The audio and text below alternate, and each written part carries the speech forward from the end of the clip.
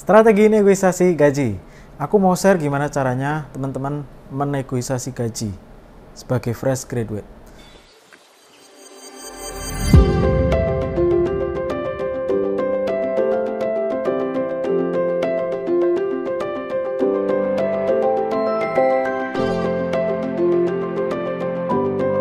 Strategi negosiasi gaji. Aku mau share gimana caranya teman-teman menegosiasi gaji sebagai fresh graduate. Nah, seperti pertandingan sepak bola di Piala Dunia, pasti pelatih atau manajer menggunakan strategi untuk bisa menang. Banyak mahasiswa atau fresh graduate yang bertanya, "Kak, gimana sih cara negosiasi gaji?" Kamu nanya? Nah, padahal mereka belum pernah bekerja, tapi mau negosiasi gaji. Negosiasi artinya keinginan untuk mendapatkan gaji yang sesuai dengan ekspektasinya gitu ya. Yang namanya negosiasi pasti ada dua belah pihak. Yang pertama ada perusahaan, yang kedua ada pekerja yang mau bekerja di perusahaan. Nah, sebelumnya aku mau cerita. Jadi waktu 2015 pertama kali aku internship di Unilever itu pernah digaji lebih dari UMK dan mendapatkan allowance makanan setiap hari gitu ya. Nah, itu adalah gaji pertama yang aku rasakan. Dari situ itu menjadi dasar ketika aku lulus, aku bisa memberikan nilai terhadap diri sendiri berapa sih gaji yang pengen aku dapatkan ketika mendapatkan pekerjaan pertama. Nah, di pengalamanku pertama ketika wawancara dengan beberapa perusahaan seperti Telkomsel, Jarum, Telkom, dan Astra, itu ditanya, berapa sih gaji yang kamu inginkan? Nah, waktu itu aku menjawab tahun 2015, karena perusahaan yang aku lamar ini cukup besar dan bonafit, maka aku percaya diri, aku waktu itu menjawab 7 juta gitu ya. Nah, ternyata ketika dijawab seperti itu, ditanya kenapa kok pengen gaji sebesar itu. Nah, waktu itu aku ceritakan aku pernah internship di Unilever dengan gaji sekian, jadi itu menjadi patokan. Nah, dalam satu sharing session di Unilever pernah disampaikan bahwa fresh grade itu sebenarnya tidak berhak untuk bernegosiasi gaji.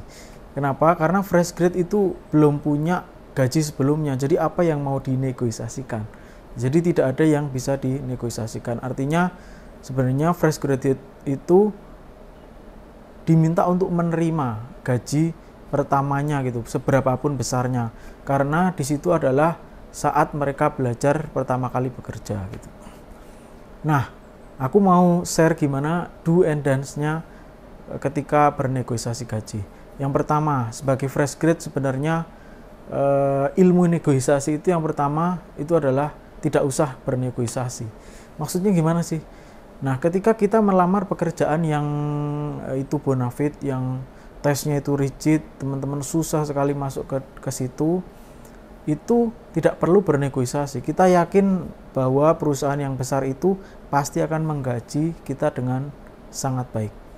Karena mereka juga war ya, maksudnya perang untuk mencari talent yang terbaik itu mereka pengen dapetin. Jadi ketika teman-teman yakin lolos di salah satu perusahaan besar atau misalkan bank sentral atau BUMN top gitu ya, migas dan sebagainya, itu tidak perlu bernegosiasi gaji. Mereka punya standar gaji yang cukup untuk teman-teman belajar ketika masuk, ya kalau bahasa Jawanya malah turah-turah gitu ya. Jadi teman-teman harus mengincar itu dulu ketika tidak mau bernegosiasi gaji. Jadi ketika wawancara paling tidak akan ditanya mau gaji berapa gitu, karena gajinya mereka sudah standar.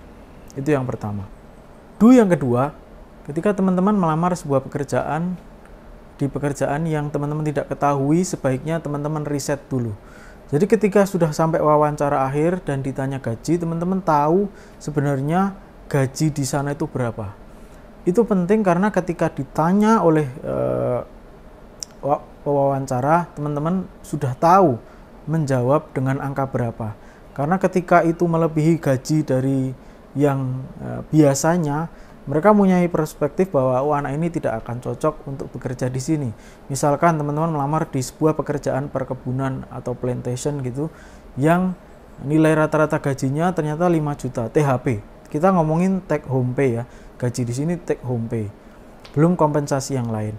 Nah, teman-teman ketika diwawancara menjawab, aku pengen gaji sebesar 8 juta. Nah, itu teman-teman bisa menjadi tidak bisa diterima karena dianggap wah ini tidak cocok untuk dia gitu ya. Nah, gimana sih caranya agar teman-teman tahu ketika memang sudah riset tapi tidak tahu gajinya? Teman-teman bisa bertanya.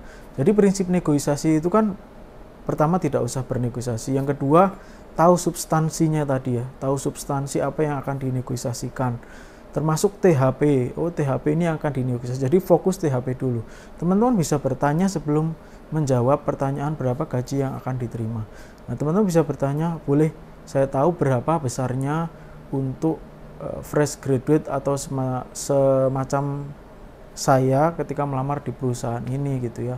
Nah, itu mereka biasanya akan menjawab. Atau teman-teman juga bisa bertanya apa saja selain gaji yang didapatkan di sini.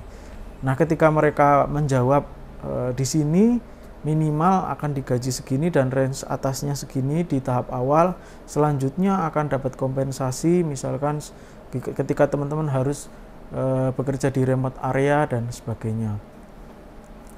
Nah, itu yang kedua, jadi harus riset perusahaannya ini klasifikasinya besar atau kecil. Kalau kecil, sebenarnya apa yang teman-teman cari kan tidak hanya gaji ya. Jadi teman-teman juga bisa berpikir bahwa wah aku tidak mau bekerja terlalu jauh nih dari orang tua. Jadi teman-teman melamar di sebuah perusahaan kecil yang baru berdiri tapi dia bisa bertahan, dia bisa bagus gitu ya budayanya, dan teman-teman melihat ada peluang suatu saat nanti ikut join sebagai owner perusahaan itu. Nah, itu juga bisa jadi pertimbangan gitu ya, mengembangkan startup di daerah. Itu yang kedua, jadi riset. Nah, yang ketiga itu tahu siapa yang wawancara. Nah, ketika teman-teman diwawancara itu akan ada biasanya akan ada HR dan user gitu ya. Nah, orang yang wawancara ini bukanlah owner perusahaan atau bukanlah pengambil keputusan tentang gaji teman-teman kadang-kadang. Jadi mereka itu diberikan pagu bahwa si A ini akan di-hire nanti gajinya segini. Nah, kalau teman-teman pernah bekerja di sebelumnya itu akan ditanya berapa gaji sebelumnya.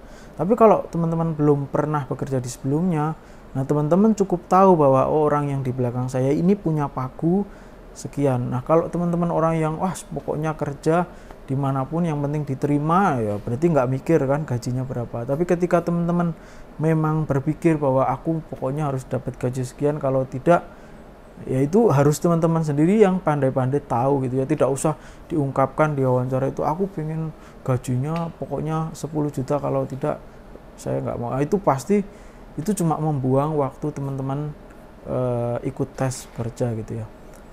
Nah, terus biasanya yang akan di-offer oleh pewawancara itu adalah misalkan akhirnya wawancara itu memberikan penawaran gaji.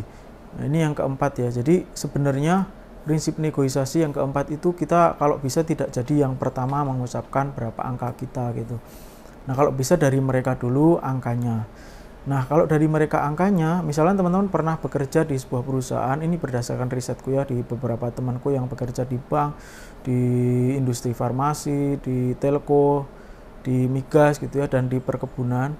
Ketika move ke tempat lain atau bekerja di tempat lain, biasanya akan ditanya berapa gaji sebelumnya, lalu mereka akan menyampaikan segini loh gaji yang akan kamu terima ketika pindah ke perusahaan ini. Nah, itu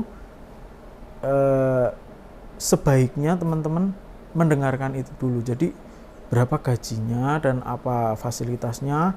Lalu ketika memang teman-teman mau menawar itu bisa. Jadi biasanya yang akan dikasih oleh pewawancara itu adalah tengah-tengahnya. Jadi ada minimumnya adalah berapa sih gaji yang sebelumnya biasanya yang teman-teman dapatkan, terus di tengahnya dan maksimal. Nah, di maksimal ini itu adalah angka terakhir ketika teman-teman mau take it atau leave it gitu. Jadi kalau teman-teman masih ngeyel pokoknya mau naik gitu, ya dia biasanya mau nerima ini atau tidak diambil kayak gitu. Nah, ketika wawancara yang kelima itu wawancara negosiasi gaji, yang kelima itu adalah berusaha untuk disukai. Ketika teman-teman bisa nyambung bercerita, disukai oleh wawancara, maka kemungkinan besar mereka juga enjoy untuk bercerita fasilitas apa saja yang ada di perusahaan mereka. Fasilitasnya itu misalkan bisa dapat allowance makan setiap hari, bisa dapat uang perumahan, bisa dapat uang kendaraan, dan sebagainya.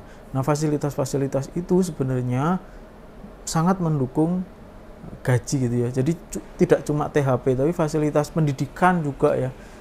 Nah, prinsip negosiasi itu adalah win-win. Jadi semuanya itu menang, semuanya senang. Jadi kalau teman-teman bernegosiasi, itu tidak ada win-lose. Jadi tidak ada yang dikalahkan. Artinya dari awal teman-teman berpikir win-win. Perusahaan ini mau dapatkan talent seperti teman-teman, tapi teman-teman juga pengen dapat gaji yang nilainya sesuai dengan ekspektasi teman-teman. Jadinya harus win-win. Jadi apa yang teman-teman mau itu diutarakan, dan apa dari perusahaan yang punya itu bisa diceritakan. Ketika teman-teman bisa membawa wawancara itu menjadi oke. Nah, apa yang nggak boleh ketika negosiasi gaji? Yang pertama, itu teman-teman berbohong atau tidak jujur terhadap gaji sebelumnya. Atau teman-teman berbohong terhadap background sebelumnya. Nah, itu tidak boleh ya. Jadi teman-teman misalkan menyampaikan bahwa gaji sebelumnya sebesar A padahal tidak sebesar itu gitu ya. Itu tidak boleh. Ketika teman-teman berbohong itu akan ketahuan gitu ya, dari mimiknya, dari detail penyampaiannya yang tidak akan runtut atau tidak akan sesuai lah ya dengan apa yang terjadi. Nah, yang kedua itu mengultimatum. Jadi teman-teman tidak boleh mengultimatum. Misalkan aku pokoknya harus mendapatkan gaji senilai A gitu ya. Karena ketika teman-teman mengultimatum, orang lain tuh menilai teman-teman tidak bisa bekerja sama. Nah, yang terakhir, teman-teman tuh sombong. Nah, sombong yang tidak boleh ketiga dalam negosiasi gaji itu sombong. Misalkan teman-teman lulusan dari universitas luar negeri. Walaupun dari universitas luar negeri gitu ya, dan bonafide, teman-teman tidak bisa serta-merta minta gaji sesuai dengan standarnya di luar gitu ya. Misalkan di luar itu 1.200 gitu ya dolar. Nah, di sini berapa gitu ya? Atau di luar itu 120.000 lah ya, 120.000 dolar setahun. Nah, di sini cuman 50.000. Nah, itu teman-teman dari awal misalkan langsung ngomong saya lulusan ini dan saya pengen digaji sekian. Nah, tanpa riset itu nanti yang wawancara itu merasa bahwa oh, teman-teman ini sudah lulusan luar dan kita kayaknya nggak akan sanggup gitu ya. Nah, itu nggak bisa. Bisa juga kalau memang teman-teman lulusan luar walaupun bonafide, tapi teman-teman sebenarnya sudah tahu bahwa aku pengen banget nih masuk ke perusahaan A atau perusahaan B. Nah, di situ teman-teman melamar dan menyampaikan saat negosiasi gaji, saya ingin gaji sesuai dengan yang Anda tawarkan gitu ya, berapa. Nah, ketika mereka menyebutkan angka sekian dan teman-teman merasa oh sudah cukup, nggak apa-apa di awal segitu, yang penting setelah itu teman-teman menunjukkan perform yang luar biasa dan bisa naik-naik ke jenjang karir selanjutnya gitu ya. Nah, itu kira-kira adalah gimana negosiasi gaji. Teman-teman juga perlu perhatikan apakah teman-teman di hire untuk MT atau untuk kontrak, untuk outsource. Nah, itu juga akan mempengaruhi nilai gaji teman-teman. Ketika teman-teman tahu bahwa teman-teman apply ke sebuah perusahaan yang itu mau hire outsource biasanya tenaga bantu atau kalau di PNS itu honorer gitu ya. Nah, itu tidak besar, artinya kita harus tahu dari awal, oh ini aku lamar di perusahaan A yang posisinya outsourcing.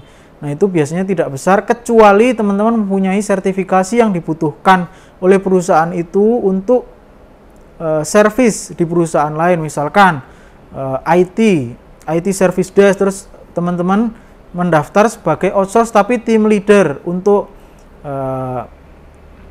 IT services. Jadi teman-teman punya sertifikasi IT services apa gitu. Nah, itu tuh bisa meningkatkan gaji teman-teman. Bahkan kalau sertifikasinya itu sangat spesifik dan perusahaan itu membutuhkan walaupun outsource, misalkan database Oracle gitu ya, dan itu hanya sedikit yang punya, biasanya bisa di atas 2 digit 2 digit aja dikali berapa gitu ya. Intinya sertifikasi mempengaruhi karena itu keahlian. Nah, kalau teman-teman yang mulai dari MT perusahaan besar gitu ya itu memang gajinya kadang-kadang mulai dari agak sedikit tapi lama-lama menjadi besar dan jelas jenjang karirnya. Nah, kalau teman-teman ternyata kerjanya daftarnya sebagai outsource dan tidak ada pengembangan karir, teman-teman juga bisa mempertimbangkan untuk move ke perusahaan lain dan mencari kompensasi yang lebih baik gitu ya. Nah, ketika negosiasi gaji, ingat fresh grade itu dinilai baru belajar atau pertama kali bekerja, sehingga tidak bisa sebebas orang yang sudah bekerja untuk bernegosiasi gaji. Oke, itu saja dari aku. Yuk subscribe channel Mas Umam, komen, like, dan share ya ke teman-teman buat lebih berguna lagi. Bye-bye.